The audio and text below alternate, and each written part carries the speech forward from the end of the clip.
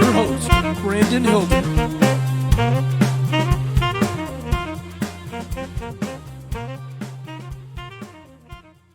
Hello, everyone, and welcome to The Opening Act, a podcast interview show where we interview musicians and more. I'm your host, Brandon Hilder, and oh my goodness, today is such a special day. Our special guest today is Matt Cothran. Matt is a frontman for the bands Coma and Elvis Depressedly.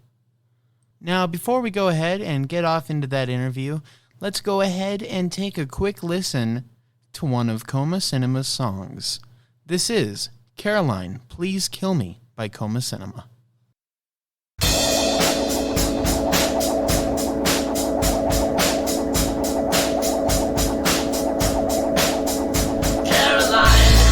Miss you more than I ever wanted. I don't know you, but I know you are beautiful. Caroline, your eyes are little pools of death. You're a waste of my time, but I couldn't care less. Caroline, please kill me, send my spirit to your mind. I will hang out in your feelings until the end of time. She's so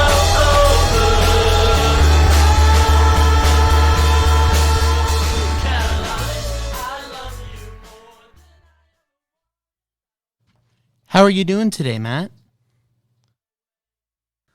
I'm doing great. How are you? You know, it's been a pretty good day. I mean, the weather outside ain't very nice, but it isn't here, so. Sometimes it's, relaxing. The rain and stuff definitely puts me at ease. Yeah. Yep, a good, solemn, quiet, well, not really quiet, but you know what I mean, a good solemn rain. It's good for you, especially where Absolutely. Up in Montana, we've been getting so much snow lately, and it's been quite miserable, so we will definitely take rain. What was that? You ever ski? Have I ever skied? No, unfortunately, I have not. Me neither, but I'd like to. But, yeah, looks fun. Yeah. It does look fun, but, oh, man, all the kids in my school, when we have our ski day, they always come back with broken legs and stuff, so. Yeah, that's the way the game goes, I guess. But yeah, I mean, at least when you're breaking legs and stuff, at least you're being adventurous, right? You're alive, yeah. Yeah. Oh boy. Yep, that is why people do things like that. Well, I guess if you don't mind, we're gonna go ahead and kind of get off into some of the questions. That sounds wonderful. Awesome. So, when did you first discover your love for music? Very early on, I'd say. My mom had me when she was young. She was only 18. And so my mom was still kind of growing up and, very heavily into music. She was kind of punk. She really loved Nirvana and stuff like that. So I grew up listening to a lot of Nirvana, but she also really instilled for me a love of my favorite artist, who I would say is still my favorite artist to this day, and that would be Prince. And I think Prince's music and the music of Bobby McFerrin, have you ever listened to Bobby McFerrin before? Can't believe I'm about to say this, but no, I have not. I know who it is, though. Well, that's good. That's good because now you have the opportunity, but he's very well known for his acapella stuff and the way he can make himself sound like several instruments at once and stuff. And it sounds like it would be gimmicky, but it's very heartfelt, very spiritual kind of the way he does it. So that and Prince was really when I first felt myself being incredibly drawn to music. I think it was the first time I danced, Yeah. And that was really powerful to me. So, yeah, it was mostly my mom, playing her records and dancing and stuff like that really got me into music. I also noticed when I danced, my family would laugh and give me attention. So that was a nice part of music too. It was like, whoa, music gets me attention. That's cool. So that was kind of like where it started in my mind, at least. Yeah. So what other bands inspired you as a teenager and things like that? Yeah, when I got older, I was really drawn to I really loved Pink Floyd growing up. Yeah. All those records really. I liked records that kind of took you on a journey or felt like they took you on a journey. Yeah. So I got really into that. There was other stuff like contemporary kind of pop punk stuff. I was really into AFI, which was like early 2000s kind of emo pop punk stuff. I like The Used. Yeah, and me too. Stuff like that. Really good. And some of that, a lot of that still holds up, which is cool. A lot of great melodies, and an interesting production of the era and stuff like that. So I'm not really someone who feels embarrassed about the music I liked, because I always found at least some way to justify it to myself as being like art, no matter what it was. If it was like kitschy or if it was like tacky or whatever, I find some way to kind of see it that way. But yeah, like stuff like that was really big for me. And when I was coming up as a teenager, when I first started making music. And another big one was definitely like electronic stuff, like Aphex Twin, and learning about like techno and what that was. Really got, it was really inspiring for me at that time, especially, learning how to make songs and stuff like that. Yeah. What impact do you think these bands have had on you as far as singing, songwriting, and as far as just music all over goes? I think the main thing that any, like an influence on you has, be it music or anything else, is like that it opens up your mind to a possibility that you didn't see before. Yeah. I think that's what we mean when we say inspired. That's how I feel, at least. And yeah, I mean, every kind of band that I really fell in love with, or record I really fell in love with, definitely taught me some way of expressing something that I hadn't thought of before. And I think that's the kind of stuff that really stuck with me. But yeah, like I was saying with it, like stuff like Aphex Twin, I was like, oh, you can make music on a computer. That's interesting. And then I looked into that and then started to try to do it. And then, from there branched out and tried all kinds of things. So it's like, that kind of thing, just, the inspiration that comes from just seeing a new kind of possibility was probably the biggest one. Yeah. So first, let's kind of talk about Coma Cinema. So sure. How exactly did that project start? I started learning to play. Well, first I started making little beats on my computer, and this was like high school, freshman year or something like that. Yeah. And then I started to play guitar. I tried to learn how to play guitar, and I couldn't sing at all. I've had to teach myself to sing over a long period, and I'm not great now, but I'm like way better than I was when I started. But I still wanted to write. I always wrote poems and stuff. My mom's also a poet, and a great poet at that. And so I grew up writing like poems and stuff like that. And then I guess just starting to write songs with words and stuff. And, then it started to feel more like, oh, okay, this is like a music project. It's going to be a band, And I had people I went to high school with that would be in Coma Cinema, for a time, and then they'd go out. But yeah, it was just something that kind of formed itself when I was, in high school, experimenting with songwriting, and then just trying to kind of want to give it a name and be a part of that whole world of bands and artists. Yeah. For the first few years, what was the most difficult part about performing locally and like that step? What was the most difficult part about that? Well, it's kind of nerve-wracking to perform in front of people. I remember I used to get so nervous I'd throw up every time I'd play, every show, for like 10 shows in a row, I think. Wow. And that was just, I couldn't control it. It was just like an involuntary, I would even know it was going to happen. So I'd be like, okay, I'll be ready to play in a second, but I got to go, I got to go throw up because I know it's going to happen. And it would happen. And then one day it just stopped happening. And I thought to myself, oh, okay, maybe I'm becoming less nervous. So getting over that was big. And I knew I wasn't a great singer, but I was trying really hard. So my idea was to just kind of like try to sell the emotion of it as much as I could, so that if people saw that I couldn't sing, that at least be like, well, he does care. You know, like on some Bob Dylan.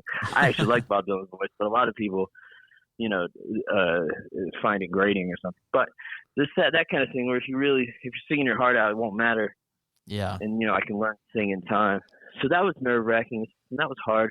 It was hard to get heard. I mean, I think, honestly, it might be harder to get heard now, but it was hard in a different way back then. We didn't have as much of an internet music community. I know, yeah. So it was still difficult. And it took me about 4 or 5 years before I really got out of the local scene.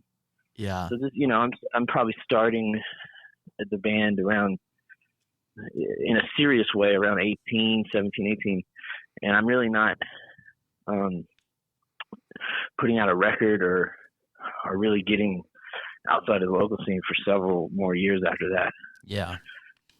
So it was slow going, for sure. Yeah. Yeah. And you talking about how it was like being hard to get noticed, but in different ways. Like that just makes me wonder how hard for bands in the 60s, 70s, and things like that to get noticed. Like, how did they do it? And that also makes you wonder how many amazing bands like never even got their first demos out there because of not being able to be heard. And man, just makes you wonder who could have been there. I thought about that quite a bit, and I actually know people like that. Like I know there's people in my life and in my past who had wonderful songs that could have been, to me, a hit song, and never recorded them, and then I've lost touch, or maybe they're no longer here, or they moved, or maybe they just decided to move on, and the songs are lost, and that does make me sad. I guess the only way to counteract that kind of sort of entropy is to keep creating songs all the time, so we can try to, you know, make up for the ones that we lose. You know, but it is an interesting thing to think about. Yeah, I like that. But yeah. Yeah, then you finally discover that band or whatever, like after they kind of break the surface, and you're like, oh my goodness, how have they not made it completely huge yet? Like, yeah. The very first band I interviewed, they were called, or not were, they're still a band, obviously. They're called Husbands. And cool. When I discovered them, I was like, dang, how have I not heard of you guys before? And why aren't you like playing on like the #1 hits radio? Because like your music is like impressively good. It was like, dang, just goes to show that without digging deep and trying, you're not going to find all the music in the world that you want to find. That's true. And yeah, that goes for most kind of arts, I think. You got but there's a joy in the search and the seeking. There are still things left to very discover. Rewarding. Yeah, absolutely. I'm very much like a crate digger personality person. I really love to find old music that is forgotten and stuff like that. And there's so much of it. I mean, it's great. I love things like YouTube because there's so many ways to get into a rabbit hole there musically. Yeah. I really like the Spotify. And that's one of the good rabbit holes. I really like the Spotify, like, I just said Spotify. I like the Discover Weekly. Because, I mean, it also kind of depends on what genres you're listening to. But for me, it's been doing a lot of like late 90s punk type stuff and early 2000s rock stuff. And it's very rewarding to find it because it's like a lot of these bands are not around anymore, sadly. But I don't know. I like it. It's cool to do that type of stuff. But yeah. Absolutely. Yeah. No, totally. I actually like to go on the Bandcamp, the there's a tab where you can see the latest uploads, and I just go and find album art that looks cool, and I just click on it and check it out.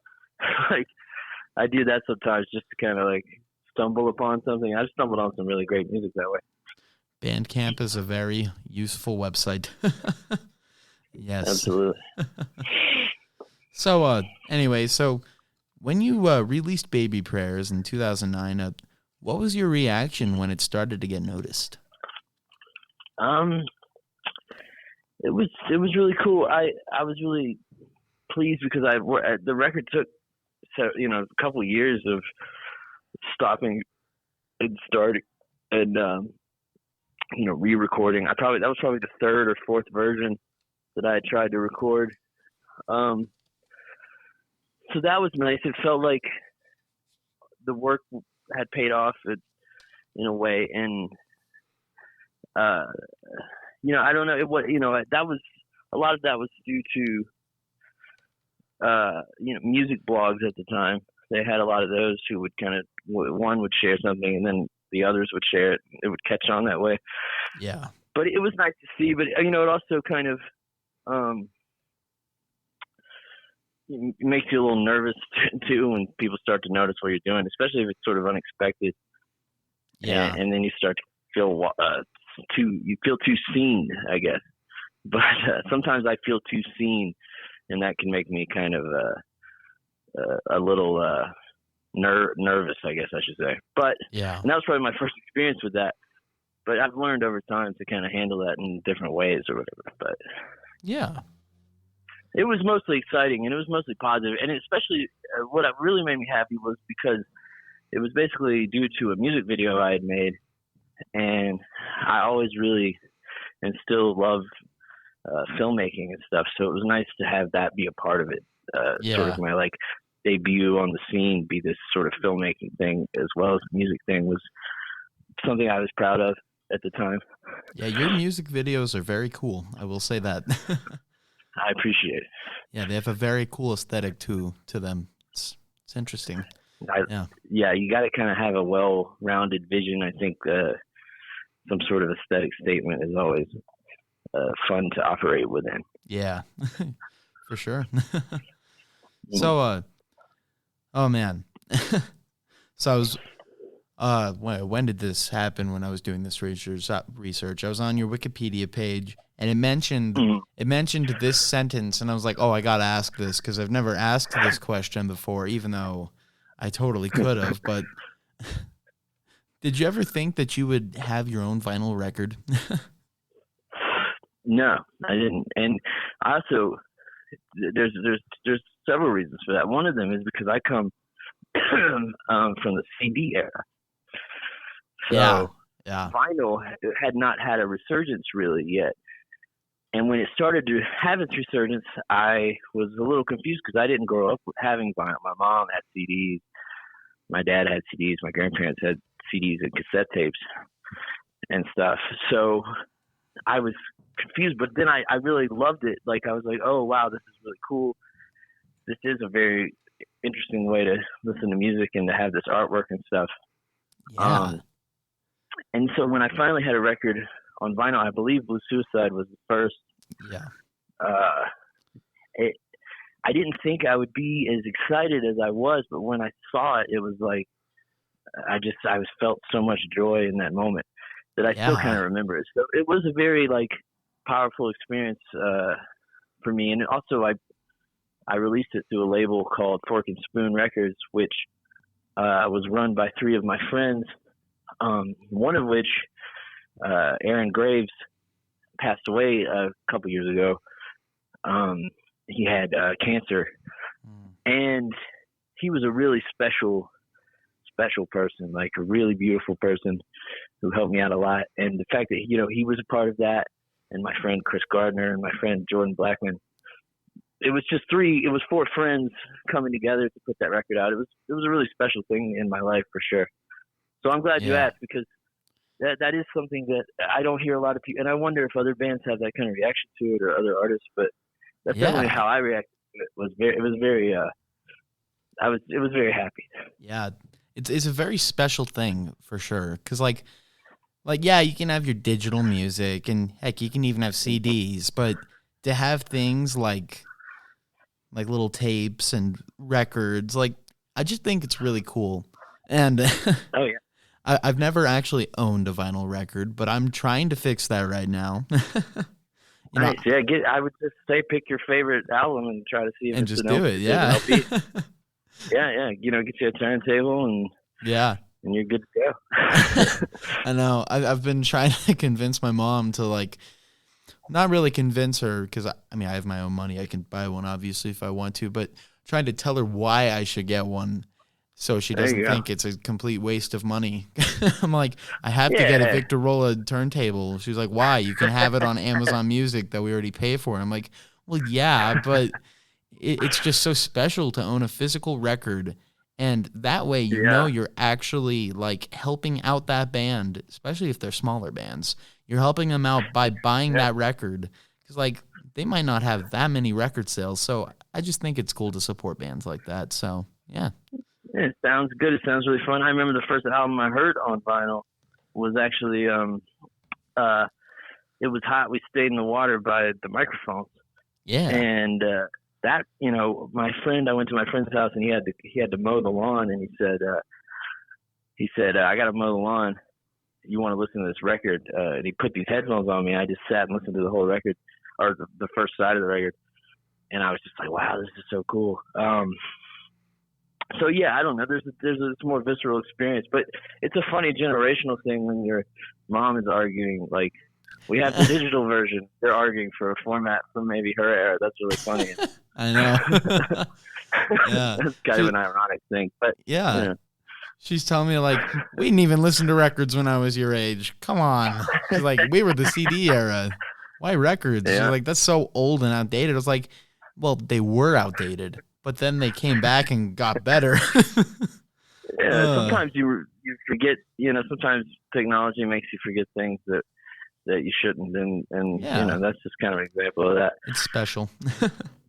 Absolutely. All the little pops and crackles and while listening to your music. Yeah, it's nice. I love that kind of stuff. It feels alive. Yeah, for sure. Yeah, it's cool.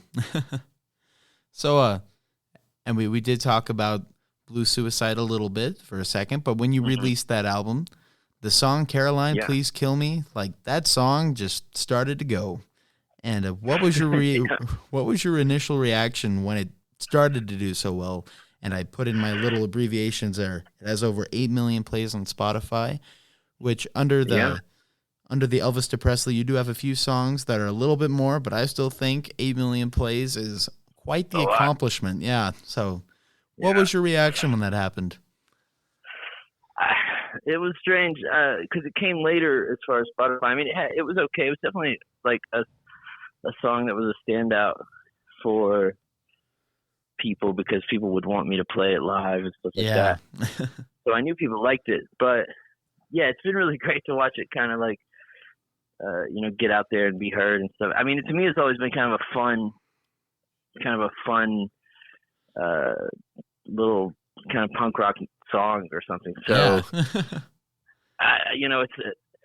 there's worse things to be known for sure. And I'm really glad that song is one of the more popular ones because it is sort of a good introduction to the kind of energy I want people to think of going in, sort of a chaotic, fun, and maybe like a little bit funny, a little bit sad kind of thing. So yeah, I do like that song. I like a couple. I used to actually be more judgmental about my past work, but as I get older, I find I don't have that kind of cynical view of it anymore. Yeah. So, which is nice. It's nice to just be able to look back and be like, even the stuff that you don't necessarily, the stuff you wouldn't do today, you can just be like, well, it's kind of cute to look back and think about that kid I was or something, Yeah. Just don't delete it off of Spotify or anything, because that breaks my heart when musicians do that, because it happens. I hate it too. Yeah. It's the worst when they look back at it. Sometimes and they're like, you got to switch over or something if you're trying to get your stuff back from a label or something like that. But when it just goes away and doesn't come back, that's such a such a tragedy to me. When Yeah. it is necessary, yes, yeah. But when it's just like a personal choice, it makes me sad. It's like, Yeah, I don't see why it would you coming do down that? anytime soon. Good. And I'm not gonna lie, this song is how I was introduced to you, and yes, it was on a Spotify Discover Weekly. Well, that's And cool. I was so happy when it played. I was like, "Oh wow, this is this is something special." And yeah, Cool. and I started digging deeper into your music, and I was like, "Okay, I like this. I like the flow that we got going here." And yeah, so that is how I found out about you. And yeah, I'm really glad for it. Thanks for listening, man. Yeah, I appreciate it. And people who are listening that have, for whatever reason, not heard this song, I definitely recommend you go check it out on Spotify, YouTube, or whatever you want, because it is well worth it. Word. Yes. So, and also in that whole album, there was another song that caught my eye, and that is Her Sinking Sun. Mhm. It has like this wild crackly static noise that's like going throughout the whole song, and it I know kind of gets that vinyl record feel now. But Absolutely, yeah. it's definitely. just it's like, I don't know, there's just that element to it. It makes it very different. There's been the thing I've kind of noticed in my taste the past few years is bands that do that on purpose. I have liked, like the band Neutral Milk Hotel. Absolutely. I was introduced to them recently by one of my friends, and I was like, oh my goodness, I love how they're purposely blowing out the speakers. I was like, I love that when they purposely do that stuff on purpose. And so I guess my question for that is, how did you find this sound, and why did you decide to use it? It's funny because a lot of people wonder. I've gotten the question a bit of that specific song. Yeah. And a lot of it is like accidents that you keep. One of the main elements of that song is I was using an old Roland sampler from the early 90s, and it had kind of a finicky connection that crackled when you moved it too much. And while I was trying to get my sample, which was my voice kind of just going like, making a note, I kind of moved the machine, and it made this crackle, and then the crackle kind of got into the loop, and it started making this sort of rhythm to it. And then I was like, well, that's interesting. And then I made another mistake trying to record over the top of it that caused another kind of sound. And I was like, oh, okay, well, maybe we can still use it. And it just sort of kind of escalated like that. It was almost like comical at some point. Yeah, where you just kind of, I kept goofing up, and then I kept doing this thing. And then after about, half an hour of this, I had a very basic song structure made mostly of my voice. And it wasn't what I was trying to do, but it was something that connected with me. So then I kind of, I came up with the lyrics and the melody and stuff after that, added some drums, and that was it, basically. But, sometimes things go wrong or it's not what you expect, and you could turn that into a whole new idea. And that was basically what happened with that song. I don't even know if the original idea I was trying to do is something I even remember. I may have ended up doing it on another tune or something, but wow, I'm glad for that one. That song was really fun to make, and people seem to like it, which is cool. And yeah, I always like playing it. yeah. Wow, that's wild. That's a great example of just playing the cards you're dealt, I guess. Yeah, absolutely. That's all I've done my whole life is I like play the cards I'm dealt. That's all you can do. It. Yeah. Yeah. It's a very, I don't know, it's nice and raw sounding. It's good. Are there any other versions of that song that you've recorded, like without that sound? No, that was the one. That was the kind of one and done. Definitely, like Caroline, there's other versions of that song and so that I changed and rearranged. But that was one of those that just kind of happened in the moment and stayed in the moment. I like that. That's cool. So now let's go ahead and talk about Elvis Presley, and that's what you're working with now. So that started in 2011. Can you tell me the story about this? Yeah, the Coma Cinema stuff, like Blue Suicide had come out, I think, and the Coma Cinema stuff was sort of taking up a lot of my time. All the touring I was doing was centered around that, and it was kind of like how I talked about earlier, just being kind of feeling nervous, feeling like too seen, too viewed, or whatever. I didn't want. I was kind of feeling nervous about the attention and stuff, and so I decided to kind of make some music that I wasn't afraid of being heard. Because I thought once you've made a couple of records people like, and you start thinking like, oh, what if I make a record they don't like? Oh no, or at least that's how I thought at the time. And I worried about stuff like that. So I was like, well, if I just start another kind of project, I don't have to worry about that. No one will listen to it. And then over time, more people started to listen to that than my original project. And it became sort of a compounded problem, which is a bumbling kind of thing to happen, but that's sort of what happened. And now it's more equal, I guess. The bands are sort of equally listened to. But yeah, it was just funny how that all ended up working out. But that was the initial thing, was sort of try to distract myself from some of the Coma Cinema stuff. And yeah, then it just grew into something else and ended up being the band I toured with more than any other. Yeah. So what did it mean for you to start this project? And really, what does it mean for you for it to still be here today? It was definitely sort of just an exercise in trying out new ideas and just sort of trying to branch out artistically and pay homage to different kind of influences that I hadn't had a chance to with other bands. But it's nice to,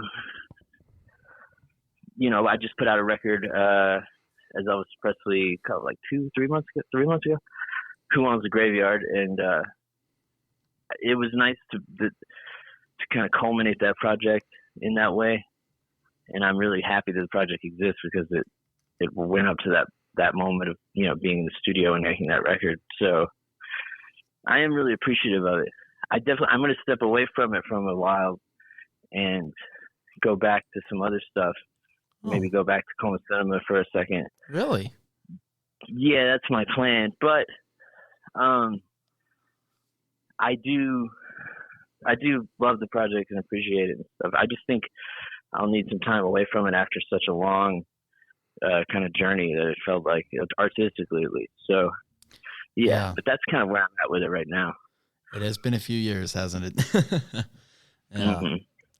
And also, my main question is, why did you pick that name? It was just very funny to me. It made me laugh.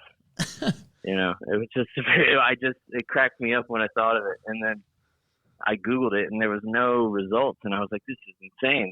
Surely someone's made this pun before. It's a pun. Everybody's made every pun, is what I thought. But there was nothing. So I said, well, that's got to be it.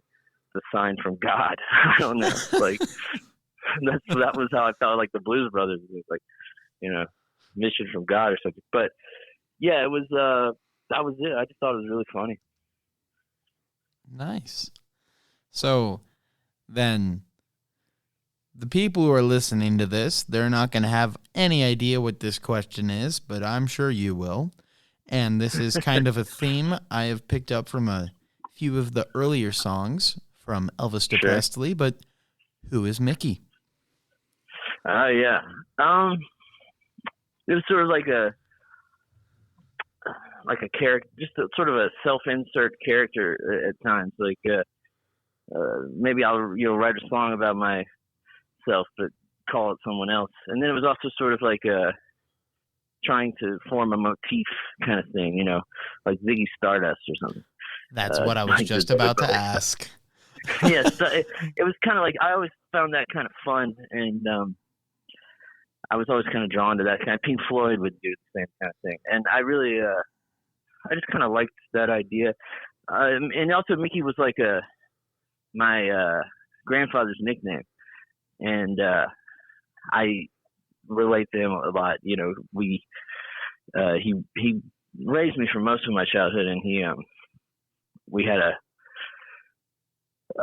really, you know, close relationship, and I often felt like him in those days, and I often wondered what would he do. So it kind of all stems from that. Wow, that is very special. Wow. Glad you knew so. Yeah. So, what memories can you share with me from that first UK tour you did? Oh wow, it was so fun. Yeah. Never in my life would I have thought something like that would happen. You know, I didn't go on vacations, especially not overseas, ever in my childhood. So it just wasn't an imaginable thing. But to be there, you know, most of the shows, if almost all of them, were sold out. Wow. The audiences were crazy. Like, it was just magnificent. And we went to Glasgow, which like was one of the most beautiful cities I've ever seen. They treated us like the nicest I've ever been treated by anyone. It just rolled out the red carpet for us for this small club. Yeah. And it was just such a beautiful, I don't know, it was just such a great time. And then, you know, later we went to Europe, and it was the same story. It was like just so incredible. I hope that I can someday go back. But you know, I'm super grateful that it even happened in the first place, because it was just like, it was just unreal. You know, I actually, a funny story though, is the first time I went to England is I did all the driving, and I, you know, had never driven on that side of the road before. And they just let me rent a car, like just no questions asked, just let me rent a car. And then my first experience driving over there was 5 o'clock traffic in London. Yeah. It was very stressful. I was very nervous because you know, getting in a fender bender sucks, but it really sucks when you're American and you're in England and they already think you're a jerk. So, you know, that was nerve wracking, but it was a great time. Yeah. Oh man, that's funny. Oh yeah.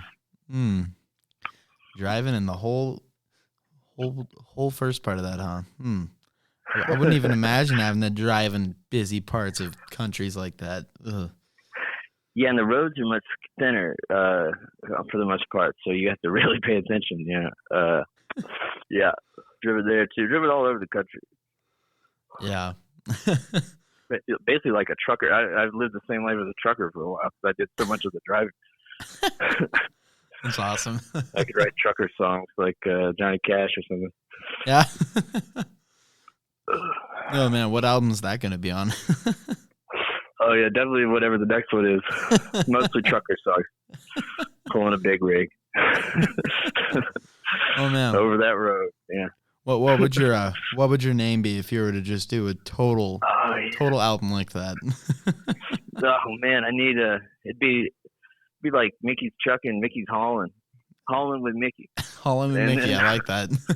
Hauling with Mickey, and it's over that open road we go. 18 wheels and the horn it blows. There you go. See, I'm writing it already. It's perfect. Man. Good it's stuff. Almost like you're a songwriter or something. Yeah. You got to do it at all times, you know. That's how you stay on top of the game. Yeah. Better get that notepad ready. Oh, man.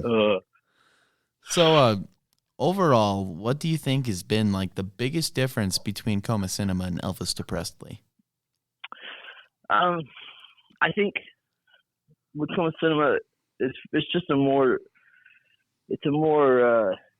internal kind of songwriting with me. I feel like the people that really like that project kind of appreciate the kind of intimate sort of feeling that I tried to put into the records. At least that's always the mindset I felt like I had when I was making a Coma Cinema record, is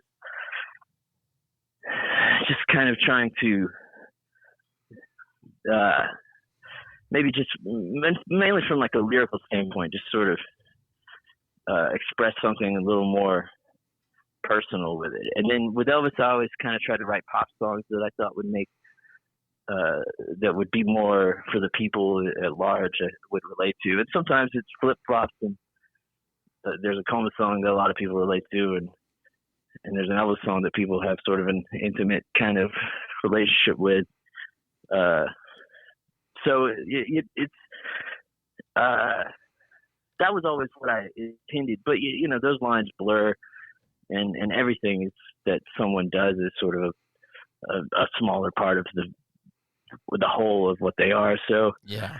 you know, it's hard to say sometimes. But that was sort of my thoughts, at least, on what that separation was.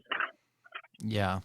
And I definitely get that part with like them kind of blurring, because this is the most oddball example that have just popped into my mind. But it's like you listen to the Beatles and then you listen to some of Paul McCartney's other bands, and you're like, wow, these kind of sound similar. And you're like, oh wait. Huh. Paul. Yeah. Yeah, absolutely. No, yeah, totally. You can't really escape. Even with John Lennon too, there's plenty of John Lennon solo songs that could have been on a Beatles album and stuff like that. So there's a little bit of you that can't escape your past no matter what you do. So.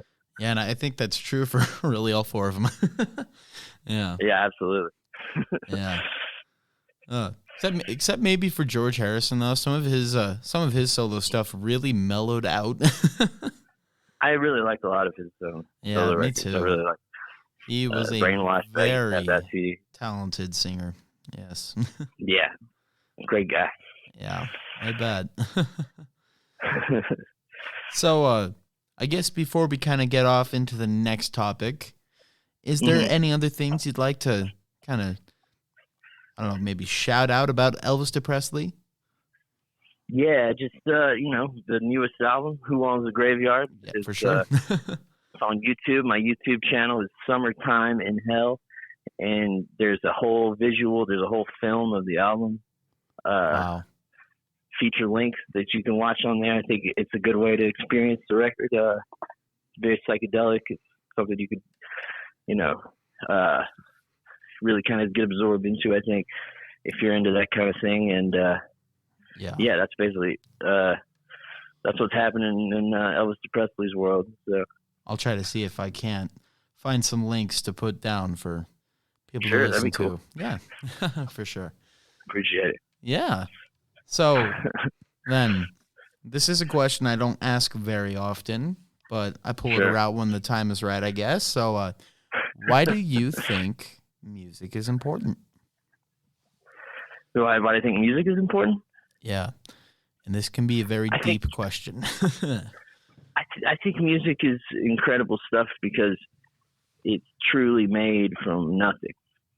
An idea doesn't have a physical form, but music is the physical form of an idea.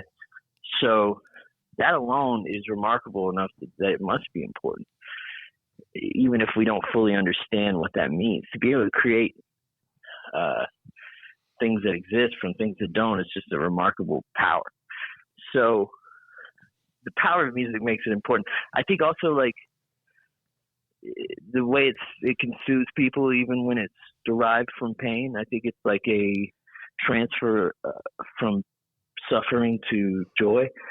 Even sad music is often something that can bring you joy or comfort. Yeah. Oh, definitely. So I think that is a real big part of it. I used to say, and sometimes I still say, music is the peace dealer. Music is like the way that we distribute peace through the earth effectively. Yeah. It's a way. I mean, obviously it's not going to solve everything, but it can solve some small things, and those things do add up. And that would be why I would say music is important. It can be that big old comforter, the big old comforter blanket. Yeah. But, absolutely. Yeah, and one thing I like to say to people is, like, you can have lyrics in a song, but those lyrics are just words until you interpret them. And like, yeah, it's like, that's one of my favorite parts. It's just like, you can kind of put it into your own mind and your own perspective on things, and like really, what does it mean to you, like as the listener? Absolutely. And yeah, it hits you on totally different ways when you think about it like that too. Yeah, Yeah. I always enjoy that too when people have their own meanings in my songs, and I like to form my own meanings for other songs too. And it's all of your perspective. Perspective matters a lot in how you view the world and art. So for sure, I think that's a lot of fun. Yeah. Yeah. Okay. Now we get to talk about some of the best stuff, and that's playing concerts. Oh yeah, definitely. Oh yes, the part that everybody loves, I'm sure. Totally not nerve-wracking and absolutely terrifying. Oh man, I feel like every time I perform, I like almost die. Yeah, well, yeah, that'll even out. Like I said before, it's just something you gotta kind of develop a stomach for. You gotta. Yeah. It over time it just kind of clicks. Yeah. And you don't worry so much, but you gotta just keep trying. That's the only way. Yeah, for sure. So, with that, can you recall the first time you heard your lyrics sung back to you? The first time, no, I can't recall the exact time, but I do remember definitely a lot of times of that happening and being, pretty taken aback of it. It's very moving though. Yeah, absolutely. Yeah. It's whenever there's like a high energy like that, it makes the playing better. Yeah. It does feel very strange. Like it feels kind of like you go into some sort of trance state or something, like a prayer state or something. It's very interesting when those things happen. But yeah, something like that would always kind of trigger that sort of really high energy state. Wow. In me and everybody I played with, for sure. Yeah. Wow. So are you one of the bands that like will pretty much stop singing and let the audience sing, or no? No, I like to sing with them. I think I like singing together. That's my favorite. It's the singing together. And I think it sounds cool too. And but I get why people do that too, and it could be fun. Maybe if I ever had like a song with a nice like a chant in it or something, I could see that happening. Chant, yeah. There you go. Yeah. Some kind of soccer chant or something. Yeah. I know, because like you'll watch some live performances, and sometimes the musician will just completely stop singing and let the audience finish it. And like sometimes that sounds okay, but other times it's like weird. Yeah, like, I did go to see the artist, not the audience, so I could see that for sure. Yeah, for sure. So, okay. Now, this is my favorite question. So, can you share your favorite tour story with me? Tour story? Oh man,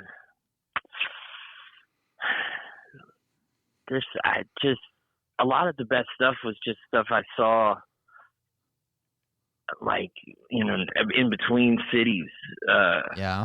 Getting to see kind of beautiful things. There's a place in Texas called the Roscoe Chapel, and this painter Roscoe, he designed this non-denominational, like any religion can pray there, chapel with these giant black canvases, like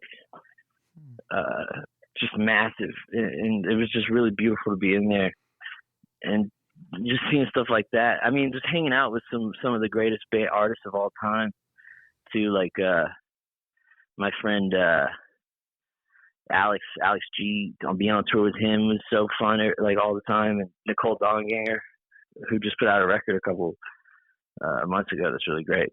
Being on tour with her, it's just really fun, and that kind of stuff was just really some of the best times of my life. All being in the same hotel room, talking and hanging out and stuff like that. That's really where all the real beauty and joy of that time was, for sure. Yeah. Now, what is the worst thing that's happened on tour? Lots of stuff with me. I've definitely backed the van into a wall and, Oh gosh. smashed the window on the van before. I've injured myself, falling down stuff, dropping amps on my foot, getting hit in the head with things. I just losing stuff. Oh, one time I left a bunch of like all the money I had made on a tour in a book bag at a bar, and didn't notice until I had driven a couple miles away. And this was in New York City, so I had to drive as fast as I could back to this bar, and I drove into oncoming traffic because I didn't know it was one lane, but I was determined to get get my bag. And I went in there and it was totally fine. It was still there, but I was pretty nervous. So that was pretty bad. But I'm just kind of a klutz. I'm a clumsy guy, I was gonna say. Dang. Sounds terrible. Yeah, it worked out in the end, but it was scary stuff. But yeah, you got to be careful. You got to always keep your head clear when you're on the road. That's my advice. Now, here's the real question. If that money did get taken, would you have been like, at least I had fun? No. I guess I'd have to be, right? Because otherwise it would just be too dark and sad and depressing. Otherwise, I'd have to find some sort of silver lining. But that would be probably my first attempt at one, and then I would probably try to find something else.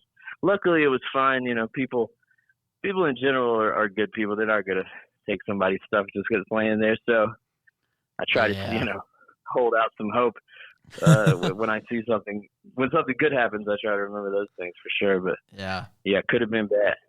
It could have definitely been a lot different of a story. That's definitely for sure. Now, who do you think has been your favorite band or group to go on tour with or collab with? If you've tour with, definitely like Alex G, Nicole Donganger, Emma Ruth Rundle and her band were really fun to be on tour with. Nights with 2 I's, NII. We had a really great tour with them.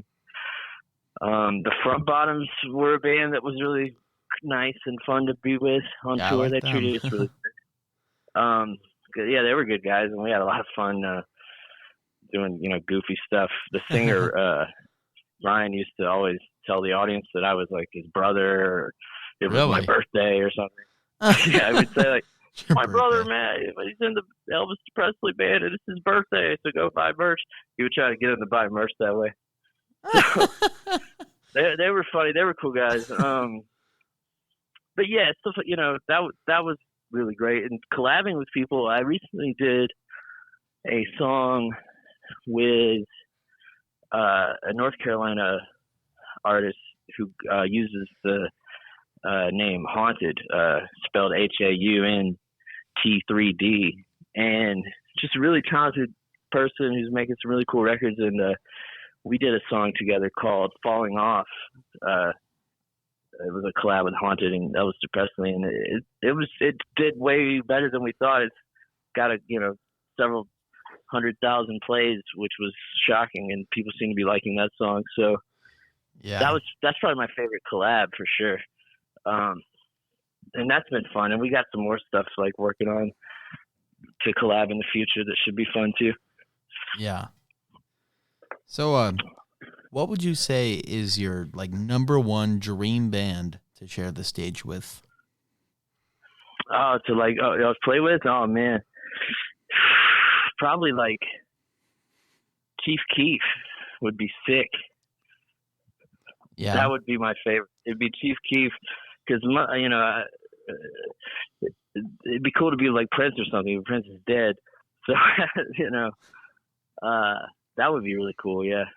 Yeah. It sounds like you've already had the chance to play with some pretty cool people, but yeah. Yeah, I mean, honestly, most of my dreams in that area have already come true, which is I'm just grateful for. Yeah, man, the Front Bottoms. That is, I'm still wrapping my mind around that. That's one of my favorite bands. That's cool. That's great. Yeah, 2015, I think we were into. Wow. Maybe 2016. Years fly by. I don't know. Yes, they do. Okay, last couple questions. Sure. So, if someone wrote a biography about you, What do you think it'd be called? The